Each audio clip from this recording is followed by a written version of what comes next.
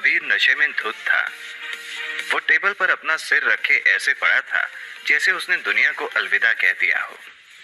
काफी देर तक उसे उठाने के जद्दोजहद के बाद भी जब बारटेंडर से कुछ ना हो सका तो वो कबीर का फोन ढूंढने लगा। लेकिन कबीर का वजन बारटेंडर से अकेले झेला नहीं जा रहा था। इसीलिए बारटेंडर ने पास के लोगों को बुलाकर उनसे हेल्प मांगी और फिर जैसे तैसे कबीर की जेब से उसका फोन निकाला। कबीर के फोन में इमरजेंसी नंबर वाइफ के नाम से सेव था। बारटेंडर ने उस नंबर पर फोन मिलाया।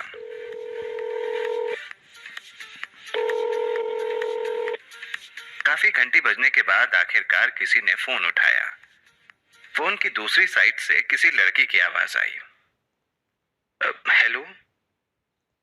उसकी मीठी और सॉफ्ट आवाज सुनकर बारटेंडर 2 मिनट तक कुछ बोल ही नहीं पाया। 2 मिनट रुकने के बाद बारटेंडर ने कहा, क्या आप इस फोन के मालिक की वाइफ हैं? दूसरी तरफ से कोई जवाब नहीं आया। बारटेंडर ने फिर से पूछा, हेलो, आप इन सर की वाइफ हैं? आखिर कबीर इस हालत में कैसे पहुंचा? कौन है वो लड़की जिसका नंबर उसने वाइफ के नाम से सेव कर रखा था? दरअसल मिलिट्री इंटेलिजेंस ब्यूरो ज्वाइन ना कर पाने की वजह से कबीर बहुत निराश था। साथ ही उसकी ताकत और तेजी भी उसके बाकी साथी फौजियों से कम हो गई थी। वो अपने साथियों के सामने रोना नहीं चाहता था और इसी वजह से उसने मिलिट्री कैंप छोड़ दिया था। उसे किसी की दया की जरूरत नहीं थी। उसने मन में सोच लिया था कि अब उसके पास सिर्फ घर जाकर बेहतर होने का ही रास्ता बचा है। दिल्ली वापस आकर कबीर ने क्लब में जाने का सोचा। तेज म्यूजिक और लोगों के शोर के बीच कबीर अपने आप में ही खोया हुआ था। वो अकेले बैठा हुआ ग्लास पे ग्लास पिए जा रहा था। उतनी ही देर में एक लड़की उसके पास आकर उससे बात करने की कोशिश करने लगी। तुम यहाँ अकेले क्यों बैठे हो? ऐसी जगह पर अकेले बैठे रहने वाले आदमी कम ही देखने को मिलते हैं, उस लड़की ने कहा। कबीर उसको इग्नोर करता हुआ अपनी ड्रिंक पी रहा था। उस लड़की को कबीर का अटेंशन न मिलना अच्छा तो नहीं लगा, लेकिन वो अपने आप को रोक नहीं पाई। कबीर की 6 फुट 3 इंच की हाइट और चौड़े कंधे उसको क्लब में मौजूद बाकी सारे लड़कों से अलग बना रहे थे। शायद उस लड़की को कबीर की यही चीजें इतनी पसंद आ गई थी कि उसने कबीर से फिर से बात करने की कोशिश की, लेकिन कबीर उसने उसे फिर से इग्नोर कर दिया। सुनिए, इसे एक और ड्रिंक दे दीजिए मेरी तरफ से, उस लड़की ने बारटेंडर से कहा। जैसे ही बारटेंडर ने ड्रिंक का ग्लास टेबल पर रखा, उस लड़की ने मौके का फायदा उठाकर ग्लास में एक गोली डाल दी। मगर कबीर ने उसे ऐसा करते हुए देख लिया और उसने कहा, मुझे इतनी भी नहीं चढ़ी है कि अंधा हो जाऊं। चुपचाप यहां से चली जाओ, वरना सबके सामने बेइज्जती हो जाएगी तुम्हारी, कबीर ने चिल्लाकर कहा। वो लड़की कबीर के चिल्लाने से कांप उठी और शर्म के मारे वहां से चली गई।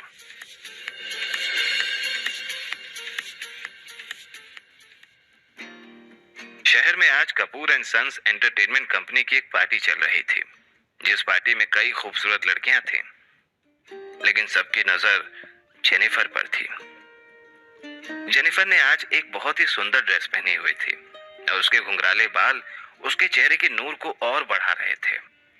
उसके चेहरे में एक अलग ही चमक थी। पार्टी के सारे मर्द सिर्फ उसकी ही सुंदरता को निहार रहे थे, और तो और सारी औरतें भी अंदर ही अंदर जेनिफर की तरह ही बनना चाहती थीं। सब जेनिफर को सिर्फ इसलिए नहीं देख रहे थे क्योंकि वो सुंदर थी। जेनिफर को हाल ही में बॉलीवुड की नेक्स्ट सुपरस्टार का अवार्ड मिला था, और वो सिर्फ एक एक्ट्रेस ही नहीं बल्कि एक कमाल की सिंगर भी थी।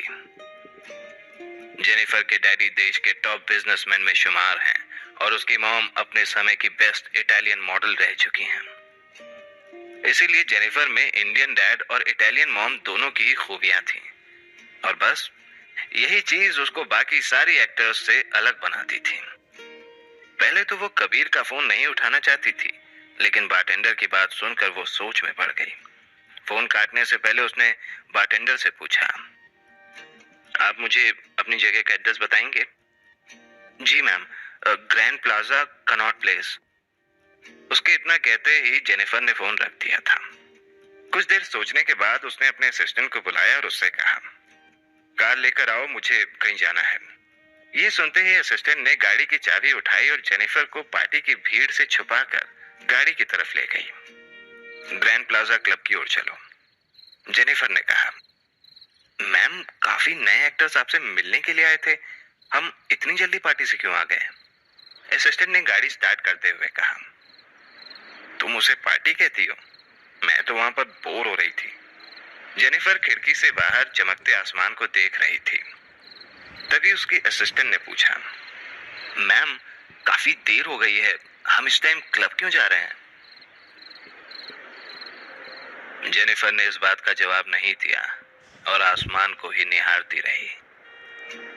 थोड़ी ही देर में उनकी गाड़ी ग्रैंड प्लाजा क्लब तक पहुंच गई।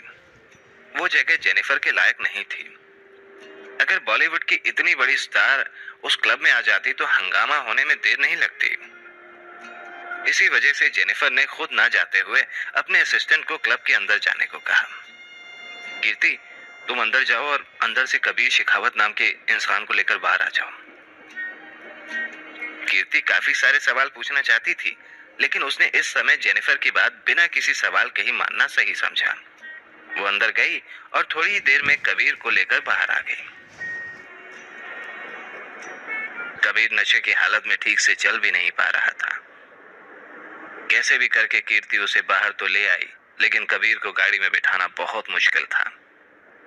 और आखिरकार कबीर को गाड़ी में बैठाने के लिए जेनिफर को गाड़ी से बाहर आना पड़ा। जैसे ही जेनिफर और कीर्ति ने कबीर को गाड़ी में बिठाया, जेनिफर ने तुरंत कीर्ति से कहा, घर की ओर चलो। मैम, ऐसे किसी अनजान आदमी को अपने घर ले जाना सही है क्या? कीर्ति ने पूछा। उसे चिंता थी कि अगर कोई देख लेगा तो कल के अखबार में कुछ भी छप सकता है।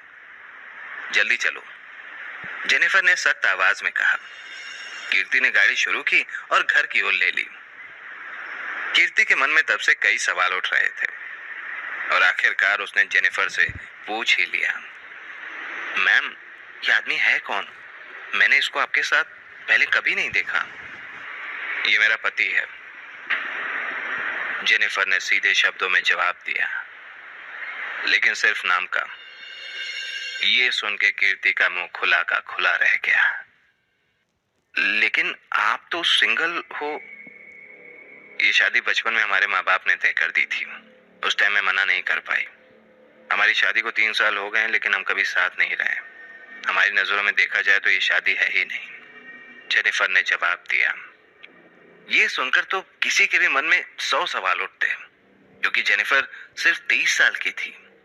कीर्ति अपने बॉस के साथ 3 साल से काम कर रही थी, लेकिन उसने आज तक उसकी शादी के बारे में कुछ नहीं सुना था। और अगर खबर मीडिया को पता चल गई तो?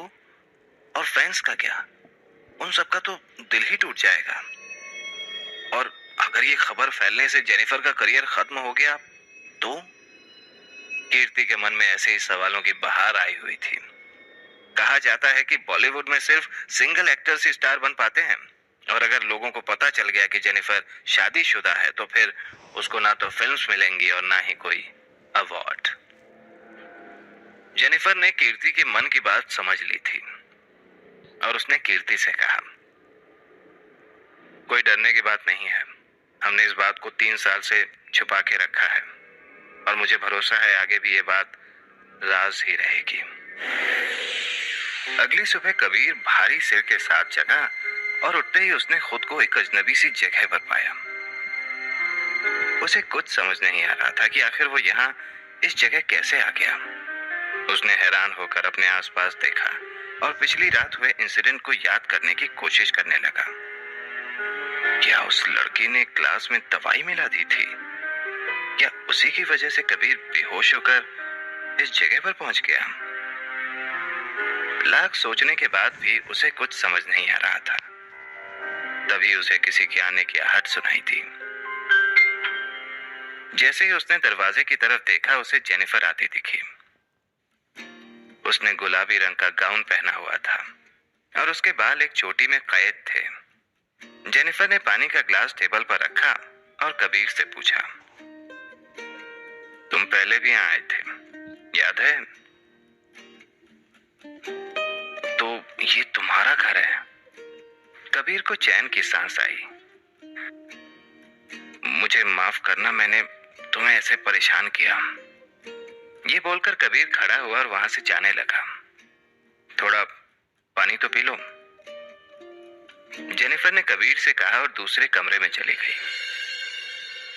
उस कमरे में एक बहुत बड़ा पियानो था। जेनिफर उस पियानो के सामने बैठकर एक अनसुनी धुन बजाने लगी। शायद वो धुन उसकी नए एल्बम की थी। कबीर पानी पीकर अब निकलने की तैयारी में था। तभी पियानो पर बैठी जेनिफर ने बिना कबीर को देखे कहा, अभी निकलोगे तो मीडिया वाले तुम्हें नीचे देख लेंगे। हमारी शादी की खबर अगले दिन के अखबार में मिलेगी। ये सुनते ही कबीर शांति से सोफे पर बैठ गया। उसी के साथ जेनिफर की असिस्टेंट कीर्ति भी उसी सोफे पर बैठ गई। मैं यहाँ पर सिगरेट जला सकता हूँ? कबीर ने जेनिफर से पूछा। जेनिफर बिना कुछ जवाब दिए अपना पियानो बजाती रही। उसकी धुन बहुत ही नई और सॉफ्ट थी। कबीर ने सिगरेट पीना शुरू कर दिया। जेनिफर के म्यूजिक और सिगरेट के धुएं से कबीर का सिरदर्द अब जैसे गायब हो गया था। जेनिफर अपनी धुन को कंप्लीट करके उठी और कबीर से पूछा, तुम्हारी आर्मी से छुट्टी हो गई? एक तरीके से हाँ, कबीर ने जवाब दिया। अब मैं यहीं दिल्ली में ही काम करने वाला हूँ, लेकिन तुम्हें बिल्कुल भी परेशान नहीं करूंगा। हम जैसे पहले अनजानों की तरह रहते थे वैसे ही रहेंगे। कबीर ने सिर हिलाते हुए आगे कहा, ये बोलने की जरूरत नहीं है, मुझे पता है कि तुम अपने वादे से पीछे नहीं हटोगे। तो तुम यहाँ दिल्ली में करोगे क्या? जेनिफर ने पूछा। मेरे आर्मी के सीनियर ऑफिसर ने यहाँ मेरे लिए बात करके रखी है। शुरुआत में छोटे मोटे पुलिस के काम करने पड़ेंगे, लेकिन मैं आर्मी में वापस जरूर जाऊंगा। कबीर की बात सुनकर जेनिफर ने सिर हिलाया और फिर अपनी अगली फिल्म की स्क्रिप्ट पढ़ने में लग गई। कबीर को पता था कि जेनिफर अंदर ही अंदर उसका चेहरा तक नहीं देखना चाहती थी। आखिर वो दोनों ही एक दूसरे से शादी करना नहीं चाहते थे। इस शादी की वजह से जेनिफर को अपने कई सपने छोड़ के दिल्ली आना पड़ा था कबीर की बीवी बनने के लिए। मैंने तुम्हारे पापा को काफी बार समझाना चाहा, लेकिन वो माने नहीं। आई एम वेरी सॉरी कि तुम्हें मुझसे शादी करनी पड़ी, लेकिन चिंता मत करो, मैं तुम्हारी लाइफ में कभी भी नहीं आऊंगा। अगर तुम आगे जाकर किसी और से भी शादी करना चाहो तब भी मुझे कोई दिक्कत नहीं होगी। मुझे पता है कि अगर हमारी शादी की खबर सबको पता चल गई तो तुम्हारा करियर खराब हो सकता है। मुझे कुछ समय दो, मैं तुम्हारे पापा से हमारे डिवोर्स की बात कर लूंगा। कबीर की बात सुनकर जेनिफर ने उसे कोई जवाब नहीं दिया। उसकी नजर सिर्फ उसकी स्क्रिप्ट पर थी। साइड में बैठी कीर्ति को समझ नहीं आ रहा था कि जेनिफर जैसी लड़की की शादी कबीर जैसे इंसान के साथ कैसे हो सकती है। उसने हमेशा जेनिफर को किसी अमीर या बड़े आदमी की बीवी बनते हुए सोचा था, ना कि किसी पुलिस वाले की बीवी। कीर्ति के दिमाग में कबीर को लेकर शक बैठा था। उसको कबीर जेनिफर के करियर के लिए खतरा लग रहा था। आखिर जेनिफर बॉलीवुड की टॉप स्टार थी और कबीर एक पुलिस वाला। ये सब सोचकर कीर्ति ने कबीर के सामने एक अग्रीमेंट की कॉपी रख दी। ये देखकर कबीर ने उससे पूछा, ये क्या है? कीर्ति ने जेनिफर की तरफ देखते हुए कहा, मैम ये आपके लॉयर ने भेजा है। ये देखते ही जेनिफर को अचानक से गुस्सा आ गया। सर, मुझे पता है आप ऐसा कुछ नहीं करेंगे, लेकिन मैम के करियर को लेकर हम लोग कोई खतरा नहीं ले सकते। ये एग्रीमेंट आपको अपने और जेनिफर मैम के बीच के रिश्ते को किसी से भी बताने से रोकेगा। इसमें लिखा है कि आप कभी भी जेनिफर मैम की लाइफ और उनके करियर में इंटरफेयर नहीं कर सकते। कीर्ति ने कबीर से कहा तो अचानक से जेनिफर गुस्से में चिल्लाई, कीर्ति! मैम, मेरे पास कोई और रास्ता नहीं है, इस टाइम आप हमारी कंपनी की नंबर 1 स्टार हैं। अगर आपकी शादी की खबर मीडिया में जाती है तो आपका करियर खत्म हो सकता है। आपकी उम्र वापस नहीं आएगी मैम। इस टाइम आप कोई भी रिस्क नहीं ले सकती। कबीर को कीर्ति की बात सुन के हंसी आ गई और उसने कहा, हमारे बीच में तुम्हें बोलने की कोई जरूरत नहीं है। ये मैटर जेनिफर और मेरे बीच का है और मुझे भी उसके करियर की बहुत चिंता है। ना मैंने पहले कभी किसी को बताया है कि मैं जेनिफर का पति हूं, ना आगे बताऊंगा। तुम्हें और तुम्हारी कंपनी को घबराने की कोई जरूरत नहीं है। मैं कभी भी उसके करियर के बीच नहीं आऊंगा। इतना कहकर कबीर जेनिफर के घर से चला गया। कीर्ति को यह बात बिल्कुल भी पसंद नहीं आई। उसने जेनिफर से कहा, मैम, हम उसकी बात पर ऐसे भरोसा नहीं कर सकते। अगर वो ये एग्रीमेंट साइन नहीं करेगा तो वो आगे जाकर आपको ब्लैकमेल कर सकता है। जेनिफर को इस बात की बिल्कुल भी परवाह नहीं थी। वो फिर से अपना पियानो बजाने लगी। मैम, मुझे एक बात समझ नहीं आ रही। आपने अपनी शादी की बात कंपनी को बताई क्यों नहीं? अगर वो साइन नहीं करेगा तो फिर कंपनी आपके प्रोजेक्ट्स पर पैसा कैसे लगाएगी? जेनिफर बहुत ही शांति से एक दूसरी धुन बजा रही थी। उसे कीर्ति के बोलने से कोई भी फर्क नहीं पड़ रहा था। वो तो बस अपने म्यूजिक में मगन थी। जैसे ही उसने अपना गाना खत्म किया, वो कीर्ति की तरफ मुड़ी और उससे पूछा, कीर्ति, क्या मैं तुम्हें सुंदर लगती हूँ? इसमें पूछने की क्या बात है मैम? मैंने आज तक आपसे ज्यादा सुंदर लड़की कभी नहीं देखी। आपसे दुनिया के अमीर से अमीर लड़के मिलना चाहते हैं। आपके साथ एक डेट पर जाने के लिए लोग करोड़ों खर्च करने को तैयार हैं, लेकिन आप किसी को भी अपने आसपास आने नहीं देती। इससे साफ पता चलता है कि आपकी कितनी वैल्यू है मैम। मगर क्या तुमने सुना नहीं कि उसने क्या कहा? वो 3 साल से मेरा पति है, लेकिन उसने आज तक किसी को नहीं बताया, ना ही मुझे कभी किसी चीज से रोका। मेरे हिसाब से वो इंसान अपनी बात का पक्का है। मुझे एक बात बताओ, क्या कोई भी आदमी मेरा पति होकर मुझसे दूर रह सकता है? नहीं ना? लेकिन वो 3 साल तक मुझसे दूर रहा और आगे भी रहेगा। उसकी बात सुनकर कीर्ति अब चुप हो गई। उसे जेनिफर की बातों में दम तो लगा, क्योंकि अगर कोई और होता तो अब तक जेनिफर का पति होने के बाद दुनिया को बता चुका होता। लेकिन मैम, कहीं अगर वो आपके और सक्सेसफुल होने पर वापस आ जाए तो? कीर्ति का सवाल सुनकर जेनिफर एकदम से चौंक गई। क्या सचमुच जेनिफर की जिंदगी में वापस आ जाएगा कबीर? जेनिफर के घर से निकलने के बाद कबीर अपने बिल्डिंग के टॉप फ्लोर पर चला गया। उसकी बालकनी से आधे से ज्यादा शहर दिखता था। थोड़ी देर में उस बिल्डिंग का मैनेजर आया और कबीर के हाथों में एक रिपोर्ट थमा दिया। ये हमारे गेस्ट की लिस्ट है जो यहाँ 3 साल से रह रहे हैं। हमने आपके लिए सारे कागज उनकी डेट और पूरे डेटा के साथ मेंटेन करके रखी है, ताकि आपको हमारे ऊपर पूरा भरोसा रहे। हमारे बॉस को आपकी प्रॉपर्टी से बहुत फायदा होता है। आपने हमारी छोटी सी कंपनी पर इतना भरोसा किया, उसके लिए धन्यवाद।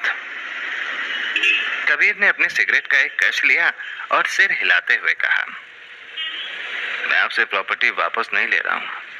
आपको चिंता करने की कोई जरूरत नहीं है। ये सुनते ही मैनेजर को ऐसा लगा जैसे उसके कंधे से बहुत बड़ा भार उतर गया हो। मुझे सिर्फ टॉप फ्लोर पर रहने वाले लोगों की इंफॉर्मेशन चाहिए। मैं कुछ समय दिल्ली में रहूंगा और ये फ्लोर मुझे अपने लिए चाहिए।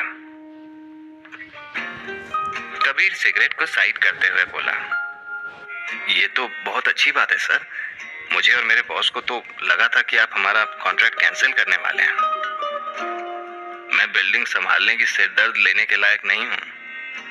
आप प्लीज टॉप फ्लोर पर रहने वाले लोगों से बात कर लीजिए। उन्हें जितना पैसा चाहिए उतना उनको देकर बोल दीजिए कि वो कहीं और शिफ्ट हो जाएं। कबीर ने स्माइल करते हुए कहा।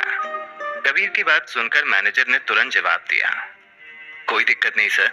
इस बिल्डिंग की डिमांड है तो बहुत ज्यादा, लेकिन मुझे यकीन है कि लोग पैसे लेकर कहीं और शिफ्ट हो जाएंगे। थैंक यू, कबीर ने सिर हिलाते हुए कहा। मैनेजर के जाने के बाद कबीर भी अपना रेफरेंस लेटर लेकर पुलिस स्टेशन की ओर चल दिया। कबीर की आर्मी में पोजीशन काफी अच्छी थी। वो इतना तो काबिल था ही कि उसको एक लोकल पुलिस स्टेशन में बहुत आसानी से नौकरी मिल जाए। कुछ देर बाद कबीर पुलिस स्टेशन पहुंचा और अपना रेफरेंस लेटर स्टेशन के इंचार्ज को थमा दिया। उसका लेटर पढ़कर इंचार्ज ने तुरंत ही उसे उसकी यूनिफॉर्म दे दी और उससे कहा, ये रहा तुम्हारा आईडी कार्ड और तुम्हारा बैच नंबर। अब से तुम मेरे साथ काम करोगे। हमारा एरिया यहाँ से शहर की नदी तक का है। यस सर, कबीर ने इंचार्ज को सलामी देते हुए कहा। तुम 3 साल से शहर से दूर हो। ये शहर काफी बदल चुका है और हमारा एरिया बाकी शहर से काफी अलग है। तुम्हें गन चलाने के लिए पहले लाइसेंस लेना होगा और जब तक तुम्हारा लाइसेंस नहीं आता तब तक तुम हमारे साथ ही पेट्रोलिंग करोगे। और तुम्हें शहर के रास्ते याद तो है ना? इंचार्ज ने कबीर को समझाते हुए पूछा। हाँ सर, मैं 3 साल दूर तो जरूर था लेकिन बड़ा यहीं तो हुआ हूँ। मुझे सारे रास्ते याद हैं। कबीर ने हंसते हुए कहा। 3 साल में बहुत कुछ बदल सकता है। हमारा देश तरक्की पर है और हर साल बदल रहा है। और दिल्ली तो है भी बहुत बड़ा शहर।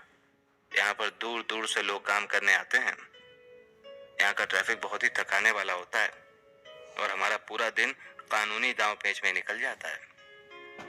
रात में तो तुम्हें ऐसी ऐसी चीजें देखने को मिलेंगी जो तुमने आज तक कभी नहीं देखी होंगी। एकदम सही कहते हैं लोग, दिल्ली रात को भी नहीं सोती। एक तरीके से कहूँ तो ये शहर नहीं महफिल है जहाँ हमेशा चमक धमक रहती है और इसी चमक धमक के बीच कुछ लोग गलत काम को अंजाम देते हैं जिसे हमें रोकना है। वैसे ये जॉब है तो काफी मुश्किल, लेकिन सैलरी और सरकारी फायदे बहुत हैं। अच्छा काम करोगे तो बहुत ऊपर तक जा सकते हो। कबीर ने इंचार्ज की बात ध्यान से सुनी और काम शुरू करने की परमिशन ले ली। यूनिफॉर्म चेंज करने के बाद कबीर अपने आप को शीशे में देखकर हंसने लगा और खुद से बातें करने लगा। पुलिस हो या आर्मी, मेरा काम तो सिर्फ देश के काम आना है और ये कुछ ही दिनों की तो बात है। थोड़े ही दिनों में मैं वापस मेहनत करके आर्मी में चला जाऊंगा। जल्द ही मैं मिलिट्री इंटेलिजेंस ब्यूरो ज्वाइन करके दिखाऊंगा। अपनी यूनिफॉर्म और हैट पहनकर कबीर स्टेशन के हॉल में पहुंच गया। इंचार्ज उसे बाकी पुलिस वालों से मिलवा ही रहा था कि इतने में दूसरे कमरे से एक थका हुआ पुलिस वाला आया। शायद वो रात की शिफ्ट होने के कारण थका हुआ था। उसके चेहरे पर कई मारपीट के निशान भी थे। सर, मुझे एक दिन की छुट्टी चाहिए प्लीज, उसने इंचार्ज से कहा। अच्छा, अगर तुम छुट्टी पर चले जाओगे तो नाइट शिफ्ट में पेट्रोलिंग कौन करेगा? इंचार्ज ने गुस्से से जवाब दिया। जिसको भी जाना है वो जा सकता है। मैं तो ऐसे थक चुका हूं कि मुझे एक दिन की छुट्टी चाहिए या फिर मुझे सुबह की शिफ्ट दे दीजिए। उस पुलिस वाले के चेहरे से उसकी थकान का अंदाजा लगाया जा सकता था। ऐसे कैसे चलेगा? तुम्हें शहर की नदी के पास पेट्रोलिंग करनी होती है। उस एरिया को पहले ही ज्यादा ध्यान की जरूरत है। तुम छुट्टी ले लोगे तो तुम्हारी जगह कौन जाएगा? इंचार्ज का गुस्सा और बढ़ता जा रहा था। तभी उसने बाकी लोगों से पूछा, तुम में से कौन इसकी नाइट शिफ्ट लेना चाहेगा? जल्दी जवाब दो। वहां पर खड़े 4 पुलिस वालों ने तो पहले ही ना कर दी। तभी छुट्टी मांगने वाले पुलिस वाले ने अपने चेहरे की चोट की तरफ इशारा किया और कहा, उन लोगों में अब कोई डर नहीं बचा है।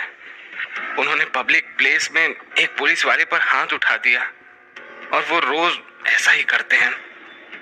कल रात पूरे समय उनकी कंप्लेंट्स आई थी। मैंने 1-2 केस सुलझाना चाहा और मेरी ये हालत हो गई। उन लोगों ने तो मुझे धमकी तक दे दी है कि वो मुझे नौकरी से निकलवा देंगे। उन रईसों को लगता है कि वो पैसों से कुछ भी कर सकते हैं। उसकी बातें सुनकर इंचार्ज ने पुलिस वाले के कंधे पर हाथ रखते हुए कहा, मुझे पता है ये सब बहुत मुश्किल है। तुम जानते ही हो ये जवान रईस जाते किस तरीके के होते हैं। उनको कितना भी समझा लो, उनको अपने नोटों की गर्मी के आगे कुछ नहीं दिखता। बस कुछ दिनों की और बात है, मैं डिपार्टमेंट से बात करके रात की शिफ्ट में और लोगों को तैनात करवा दूंगा। इससे तुम्हारा प्रेशर कम होगा। पुलिस वालों की हालत देखते हुए ऐसा लग रहा था जैसे वो लोग ही चोर हैं और उनके पीछे पुलिस पड़ी हुई है। शहर के दिन के मिजाज और रात के मिजाज में जमीन आसमान का फर्क था। क्या मैं इनकी जगह ले सकता हूं? कबीर ने अचानक से कहा। यह सुनते ही चोट लगे पुलिस वाले की आंखें चमक उठी और वो खुशी से बोला, सर अगर कोई मेरी जगह लेना चाहता है तो मुझे दिन की शिफ्ट में डाल दीजिए ना। नहीं, कबीर ने आज ही पुलिस फोर्स ज्वाइन की है। वो अभी हमारे एरिया को अच्छे से नहीं जानता। मैं भी सिर्फ उसको ऑफिस का ही काम दूंगा। इंचार्ज ने बुलंद आवाज में कहा, सर मुझे इतनी चोट लगी है कि मेरा हॉस्पिटल जाना बहुत जरूरी है। मुझे इतना दर्द हो रहा है कि मैं काम नहीं कर पाऊंगा। मेरा डॉक्टर को दिखाना बहुत जरूरी है सर। सर मुझे आज या कल ये काम तो करना ही है। आप चिंता मत कीजिए, मैं ये काम कर लूंगा। उस पुलिस वाले की बात सुनकर कबीर ने कहा। कबीर की बात सुनते ही घायल पुलिस वाला कबीर के पास आया और उसका कंधा थपथपाने लगा। तुम फिक्र मत करो, जब मैं ठीक हो जाऊंगा तो तुम्हें एक अच्छी जगह पर डिनर पर लेके जाऊंगा। इस बात पे कबीर ने हल्का सा मुस्कुरा दिया। कुछ देर बाद उसने इंचार्ज से कहा, सर मैं इसी शहर में बड़ा हुआ हूँ, मुझे रात में पेट्रोलिंग करने में कोई दिक्कत नहीं होगी। और मैं अकेला थोड़ी हूँ, मेरे साथ और पुलिस वाले भी तो होंगे। ठीक है।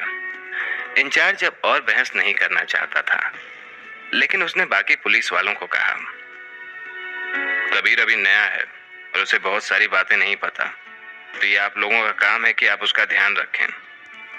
समझ गए? सबने इंचार्ज की बात में हामी भरते हुए सिर हिलाया। इस सब के बाद सब अपने अपने काम पर चले गए। कुछ रात की तैयारी में सोने चले गए और जिनको भूख लगी थी वो सब स्टेशन के पास की कैंटीन में खाने चले गए। कबीर सबसे दूर एक कोने में जाकर अपनी सिगरेट पीने लगा। तभी अचानक एक पुलिस वाला कबीर के पास आया और उससे बोला,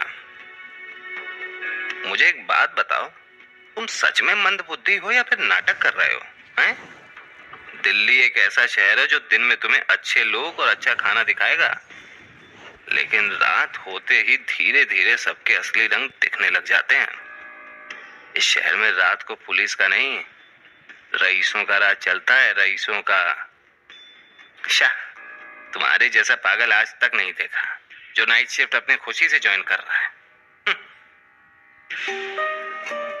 उस पुलिस वाले की बात सुनकर कबीर को लगा कि शायद नाइट शिफ्ट में कोई डरपोक इंसान नहीं चाहिए, इसीलिए वो उसे पहले ही डराकर उसकी बहादुरी की परीक्षा ले लेना चाहता था, ताकि बाद में कोई पछतावा ना हो। कबीर ये सोच ही रहा था कि तभी वहां स्टेशन इंचार्ज मंजीत सिंह आ गए और उन्होंने कबीर से कहा, अरे सुनो, तुम तो नाइट शिफ्ट ले रहे हो ना? कबीर ने अपना सिर हाँ में हिलाया। फिर तुम यहाँ क्या कर रहे हो? तुम्हारी ड्यूटी तो रात के 10 बजे से है। जाओ घर पर आराम करो, अच्छी नींद लेकर आना ताकि रात भर काम कर सको। मंजीत ने कबीर से कहा। स्टेशन इंचार्ज मंजीत सिंह अब कबीर की इज्जत करने लगे थे, क्योंकि उन्हें डरपोक लोग बिल्कुल पसंद नहीं थे और कबीर बिल्कुल निडर था। अगर कोई परेशानी आती है तो हमें उसका मुंह तोड़ जवाब देना चाहिए, वरना हम किस बात के पुलिस वाले? हर देश कानून के हिसाब से चलता है और कानून के ऊपर कौन हो सकता है? इसीलिए अपना काम कानून के दायरे में करना, और किसी भी इंसान से परेशानी हो तो तुम उसे अरेस्ट कर सकते हो। मंजीत सिंह ने धीरे से कहा। कबीर ने स्टेशन इंचार्ज की बात पूरे ध्यान से सुना और उसके बाद कहा, जरूर सर, मैं शाम में आता हूं। इंचार्ज ने कबीर को हंसकर विदा किया। अब कबीर के पास पूरे दिन करने को कुछ भी नहीं बचा था, तो उसने सोचा कि वो घर ही चला जाए। उसने मन ही मन घर जाकर एक्सरसाइज करने के बारे में भी सोच लिया था। अगर उसे MIB यानी कि मिलिट्री इंटेलिजेंस ब्यूरो में ज्वाइनिंग चाहिए तो उसे अपनी ताकत वापस से बढ़ानी ही होगी। क्योंकि MIB ज्वाइन करने का उसके पास सिर्फ एक यही तरीका था। अपनी बिल्डिंग में पहुंचने के बाद वो लिफ्ट से अपने फ्लोर पर उतर ही रहा था कि उसे एक बेहद खूबसूरत लड़की दिखी। कोई और होता तो उसके मन में उस लड़की से बात करने की इच्छा जरूर होती, लेकिन कबीर उस तरीके का इंसान नहीं था। वो लड़की वहां किसी का इंतजार कर रही थी। कबीर ने उस पर ज्यादा ध्यान ना देते हुए अपने घर का दरवाजा खोलने के लिए चाबियां निकाली। वो गेट खोलने ही वाला था कि वो लड़की चिल्लाई, तो तुम ही हो वो शख्स जिसकी वजह से मुझे यहाँ से निकाला जा रहा है? कबीर को समझ नहीं आ रहा था कि आखिर वो कहना क्या चाह रही थी। आप मुझसे बात कर रही हैं? लड़की ने गुस्से से कहा। तुम्हारे अलावा यहाँ और कौन है? उतनी देर में वहां बिल्डिंग का मैनेजर भी पहुंच गया। वो लड़की मैनेजर को देखकर और बहस करने लगी। उस लड़की ने एक सफेद शर्ट और उसके साथ नीले रंग की जीन्स पहनी हुई थी। वो देखने में काफी कोमल और नाजुक सी दिख रही थी। कबीर ये सब सोच ही रहा था कि उस कोमल सी लड़की ने कबीर को धक्का देकर जमीन पर गिरा दिया। ये देखकर कबीर चौंक गया। उसने ये कभी नहीं सोचा था कि इतनी पतली और कोमल लड़की भी उस जैसे 6 फीट के आदमी को जमीन पर गिरा सकती है। जमीन पर पड़े पड़े ही कबीर ने सोचा कि अभी उसके लिए नीचे पड़े रहना ही सही है। उस लड़की ने जिस तरह से कबीर को जमीन पर गिराया था, वो बस पुलिस या आर्मी के लोग ही कर सकते थे। कबीर को अचानक ऐसा लगा कि शायद ये लड़की भी उसी की तरह आर्मी या पुलिस से है। कबीर ये सब सोच ही रहा था कि तभी वो लड़की नीचे झुकी और कबीर को सुनाने लगी। मैं यहाँ पर बहुत अच्छे से रह रही थी, लेकिन तुम्हारे आने से मुझे बेघर किया जा रहा है। तुम्हें क्या लगता है तुम अपने पैसों से कुछ भी कर सकते हो? तुम्हें पता है दिल्ली में इस टाइम एक लड़की के लिए एक सेफ जगह पर घर ढूंढना कितना मुश्किल है?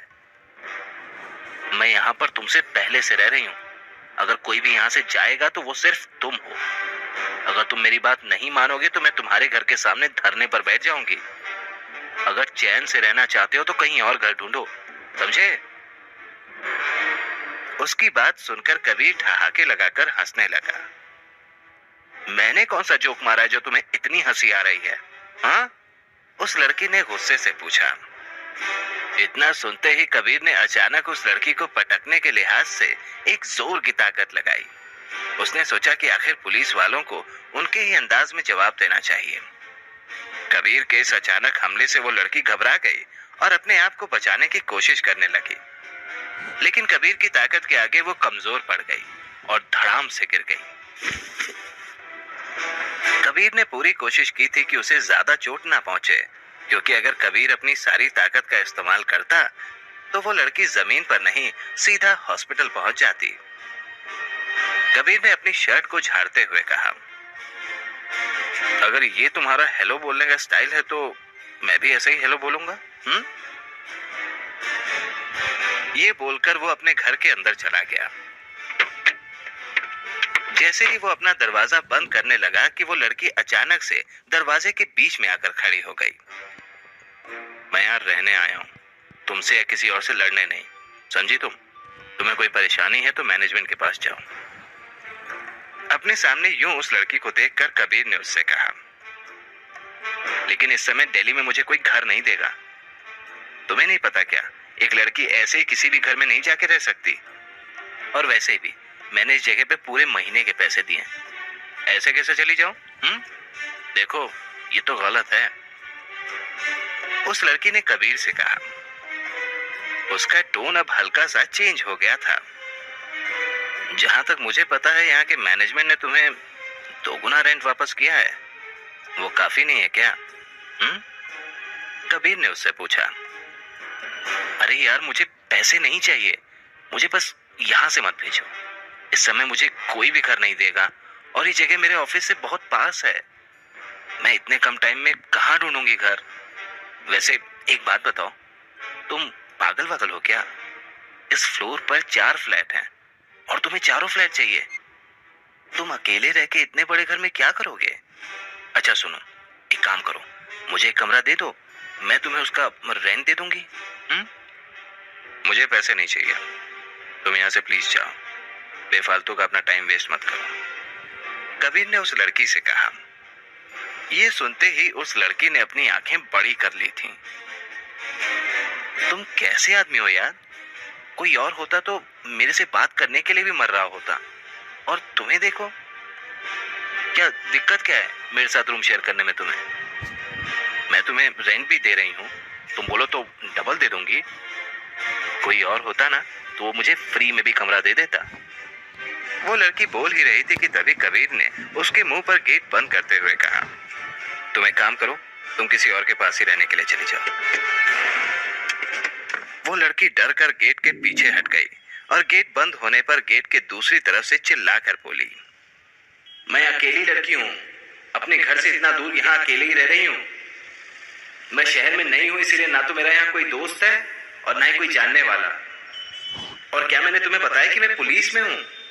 तुम्हें पता है कितने खतरनाक केसेस मिलते हैं मुझे आजकल। मेरे पास टाइम नहीं है घर ढूंढने का।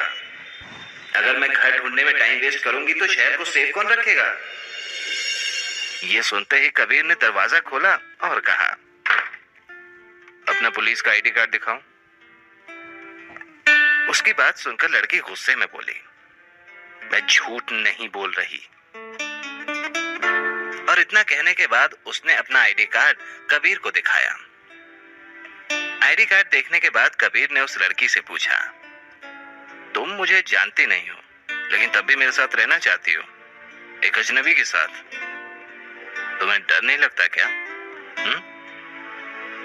लड़की भी इतनी बेवकूफ नहीं थी जितनी कि वो खुद को दिखा रही थी।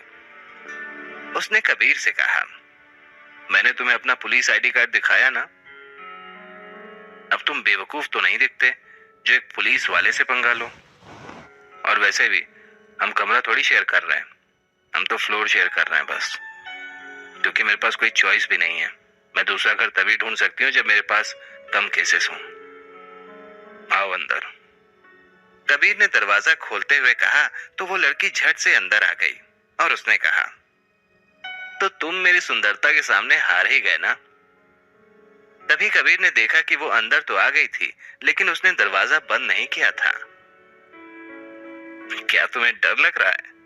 कबीर ने हंसते हुए पूछा। क्या मुझे तुमसे डरना चाहिए? लड़की ने जवाब के बदले में उल्टा सवाल कर दिया। फिर कबीर ने उस लड़की से उसका नाम पूछा। प्रियंका सारण। और तुम? कबीर शेखावत। अच्छा, अगर तुम डर नहीं रही हो तो गेट क्यों नहीं बंद कर रही हो?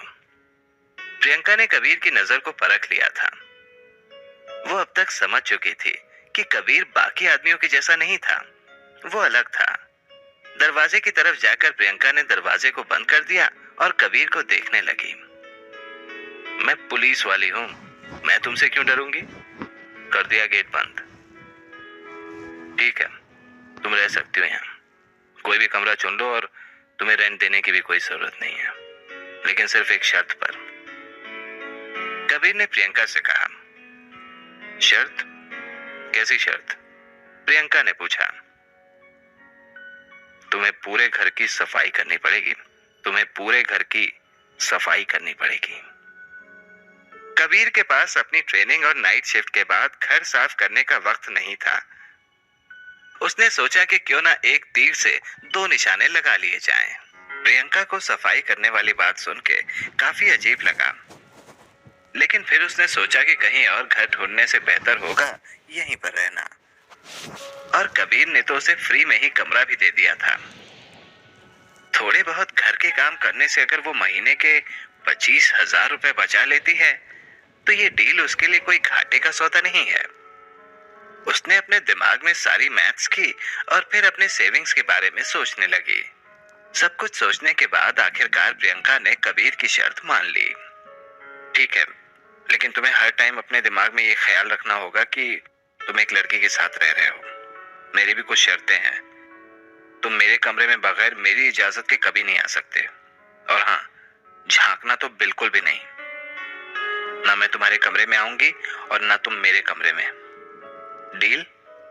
हाँ, एक और बात, मैं सफाई कर रही हूँ इसका मतलब ये नहीं कि तुम कहीं भी गंदगी फैलाते फिरो। अगर मुझे लगा कि तुम जानबूझकर गंदा कर रहे हो तो मैं चली जाऊंगी। हाँ तो अभी चली जाओ। उसकी बात सुनकर कबीर ने कहा। प्रियंका ने जब ये सुना तो उसे काफी तेज गुस्सा आया, लेकिन उसने अपना गुस्सा कंट्रोल करते हुए कहा,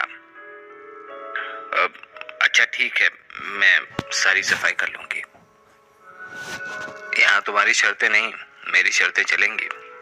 मेरे फ्लोर का व्यू पूरे एरिया में सबसे अच्छा है।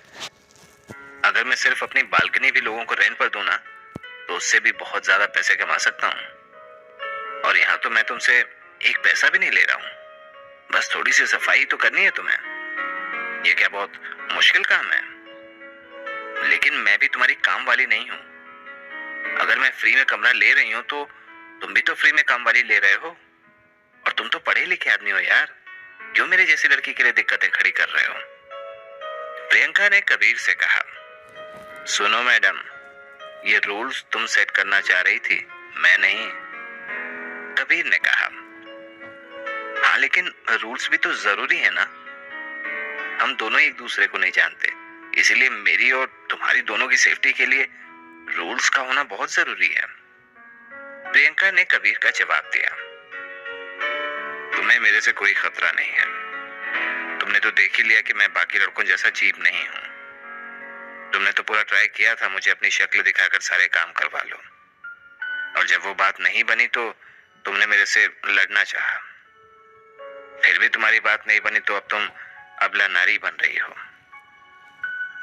एक बात बता दूं, मैंने तुमसे भी ज्यादा सुंदर लड़कियां देखी हैं, और मुझे वो भी कुछ खास नहीं लगी। इसलिए तुम्हें चिंता करने की कोई जरूरत नहीं है। मेरा तुम में कोई इंटरेस्ट नहीं है। कबीर के पास इन सब चीजों के लिए समय नहीं था। उसका गोल सेट था, MIB में ज्वाइनिंग। अब उसका सिर्फ यही एक लक्ष्य था। लेकिन प्रियंका, जिसे अपने चेहरे और सुंदरता पर काफी घमंड था, उसे ये सारी बातें अच्छी नहीं लगी। उसके साथ ऐसा पहली बार हो रहा था, लेकिन अब यहाँ पर उसके पास और कोई रास्ता भी तो नहीं था। ओ हेलो, तुम्हारी दिक्कत क्या है? एक बेचारी लड़की को इस तरीके से तंग करता है क्या कोई? प्रियंका ने भोली सी शक्ल बनाते हुए कबीर से कहा। भोली और तुम? क्या मजाक है। ये सुनकर तो कबीर अपनी हंसी को रोक ही नहीं पा रहा था। कोई भी भोली लड़की ऐसे मेरे जैसे लंबे चौड़े मर्द को जमीन पर नहीं गिरा सकती, और ना ही एक भोली लड़की पुलिस डिपार्टमेंट में क्रिमिनल टीम की हेड हो सकती है। प्रियंका को विश्वास नहीं हो रहा था कि कबीर ने कुछ ही सेकंड्स में उसके आईडी कार्ड से उसकी पोस्ट भी देख ली थी। हाँ, दूसरों के लिए मैं पुलिस वाली हो सकती हूँ, लेकिन जिसने खुद मुझे जमीन पर गिरा दिया हो उसके सामने तो मैं भोली लड़की हुई ना। कबीर उसकी बात में बिल्कुल भी इंटरेस्टेड नहीं था। उसने प्रियंका से कहा, जो भी है फालतू ये बातें मत करो। सफाई का काम करना है तो करो, वरना यहां से दफा हो जाओ। तुम इंसान ही खराब हो, प्रियंका ने धीमी आवाज में कहा। फिर उसने अपना सामान उठाया और गेट की तरफ चलने लगी। अंदर ही अंदर वो चाहती थी कि कबीर उसे रोक ले, लेकिन जैसे जैसे गेट के पास जा रही थी, ऐसा होने के चांसेस ना के बराबर लग रहे थे। आखिरकार प्रियंका ने रुकने का मन बना ही लिया। वो मुड़ी और जमीन पर अपना सारा सामान रख दिया। एक पुलिस वाली होने के नाते मैंने लोगों की मदद करने की कसम खाई है, और तुम्हें मदद की बहुत जरूरत है। इसलिए मैंने सोच लिया कि मैं तुम्हारी मदद करूंगी।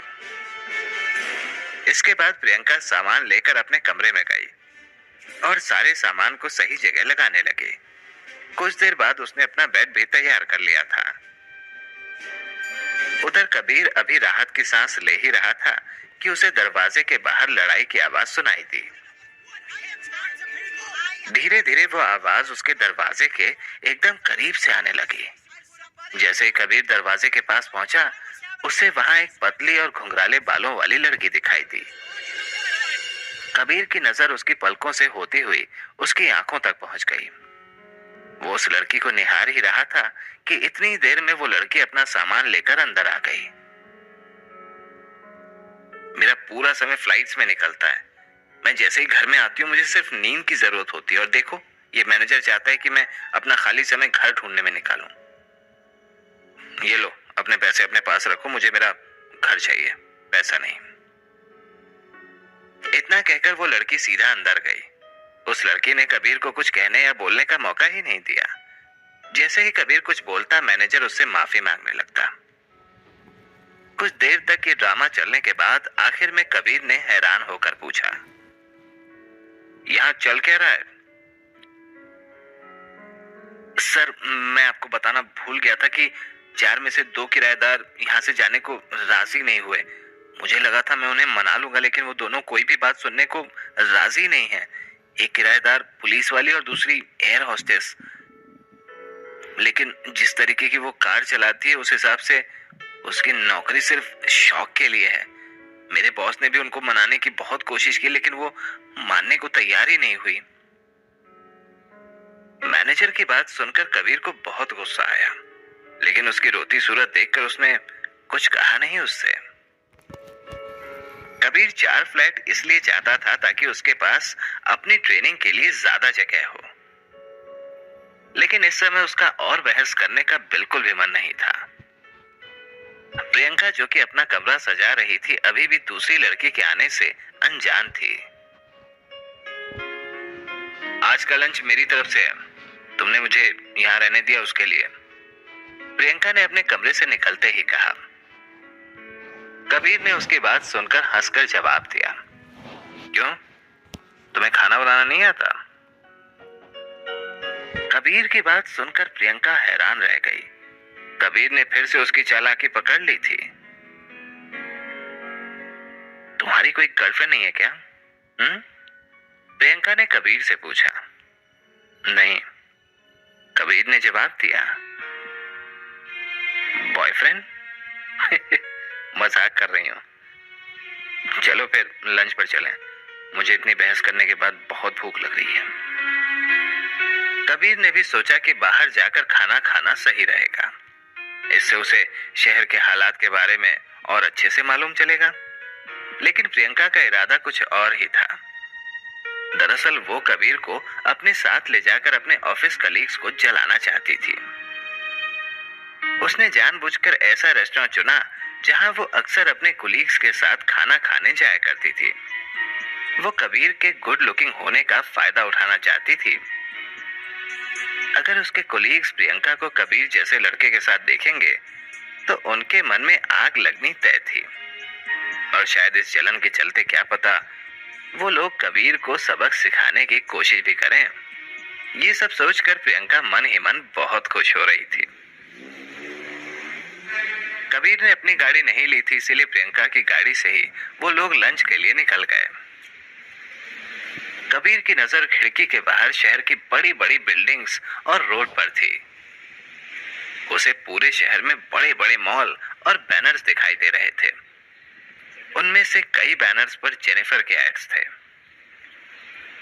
पूरे शहर भर में जेनिफर की फोटो लगी देखकर उसे वो शहर थोड़ा और पसंद आने लगा। तभी अचानक कबीर ने प्रियंका से कहा, तुम्हें पता है मुझे कोई भी लड़की सुंदर क्यों नहीं लगती? क्योंकि मेरी बीवी जेनिफर है। प्रियंका ने अपनी हंसी रोकते हुए कहा, अगर जेनिफर सच में तुम्हारी बीवी हुई तो मैं अपनी नौकरी छोड़कर तुम्हारी काम वाली बन जाऊंगी। हाँ, अरे मैं मजाक कर रहा था, सीरियस होने की कोई जरूरत नहीं है, कबीर ने कहा। उसे बोलते ही एहसास हो गया था कि उसने कुछ गलत बोल दिया है। मैं भी मजाक कर रही थी, अगर तुम सच में जेनिफर के पति निकले तो मैं तुम्हारी कामवाली नहीं, दासी बन जाऊंगी। दोनों कुछ देर बाद रेस्टोरेंट के बाहर पहुंच गए। कबीर को समझ नहीं आ रहा था कि प्रियंका उसको सिर्फ एक लंच के लिए इतनी दूर क्यों लेकर आई। फिर उसकी नजर बगल के पुलिस स्टेशन पर गई।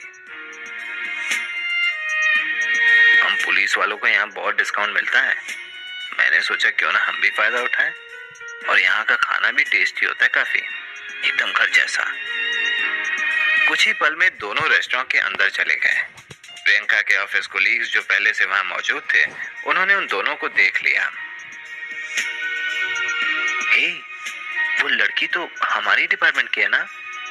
उनमें से एक पुलिस वाले ने कहा। ये तभी किसी को भाव नहीं दे रही थी, इसका तो बॉयफ्रेंड है यार, दूसरे पुलिस वाले ने कहा।